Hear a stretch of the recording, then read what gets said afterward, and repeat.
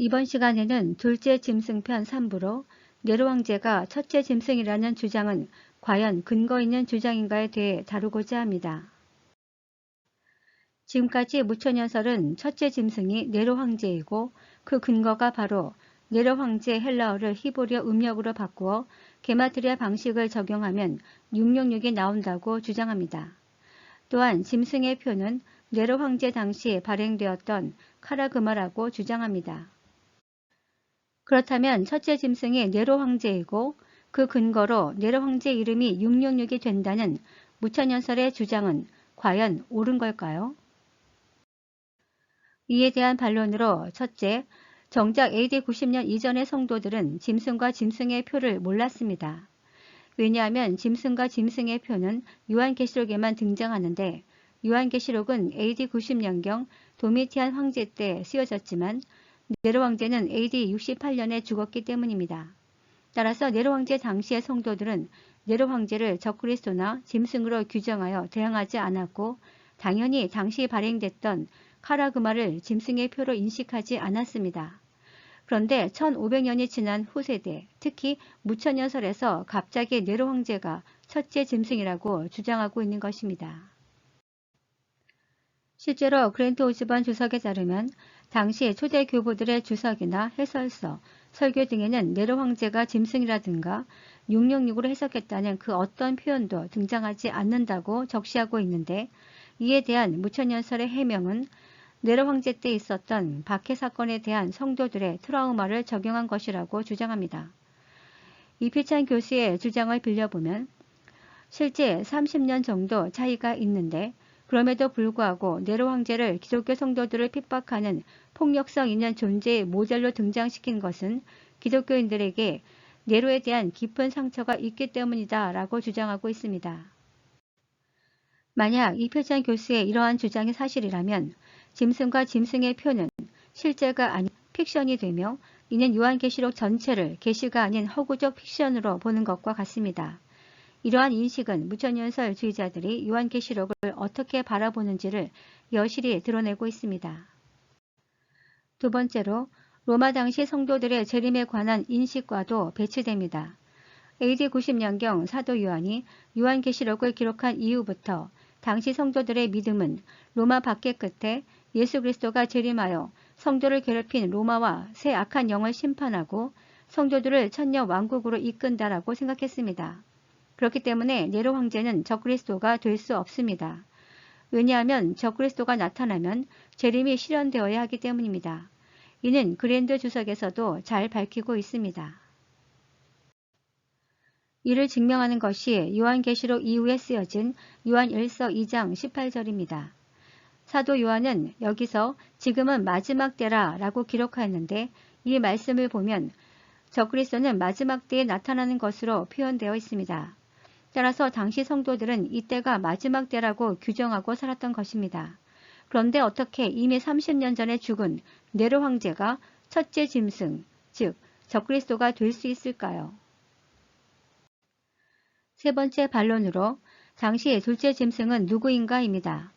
무천연설은 첫째 짐승을 네로 황제로 짐승의 표를 카라그마로 지목해 놓고도 정작 둘째 짐승이 누구인지 지목하지 못하고 있습니다.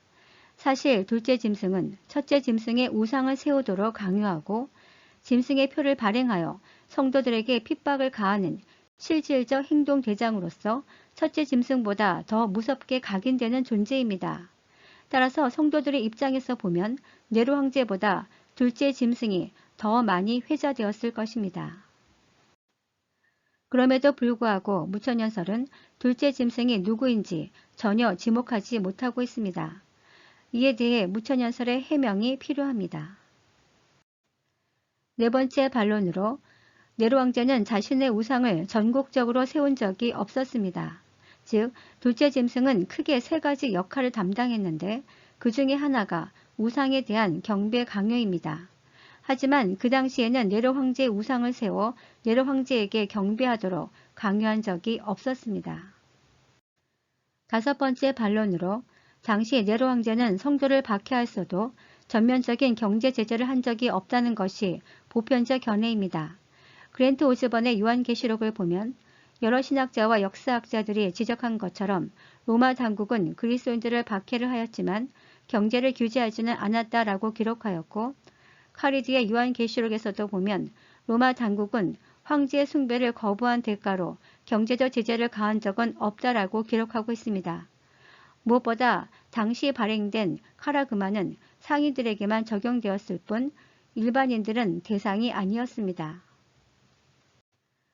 여섯 번째 반론으로 네로 황제 당시 발행된 카라그마가 로마 제국 전 지역 그리고 모든 사람을 대상으로 했다는 증거가 없습니다. 요한계시록 13장 16절을 보면 한 사람도 예외 없이 짐승의 표를 받도록 강요하고 있음을 알 수 있습니다.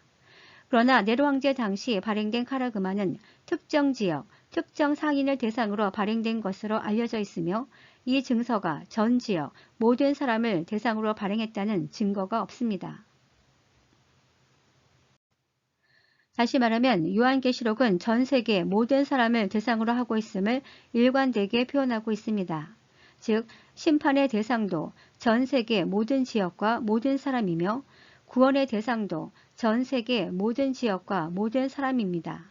그런데 이단들의 공통된 특징 중 하나가 요한계시록의 주요 사건들이나 사람들을 자신들의 입맛에 맞게 특정 지역이나 특정 사람으로 그 대상을 바꾸어 버립니다.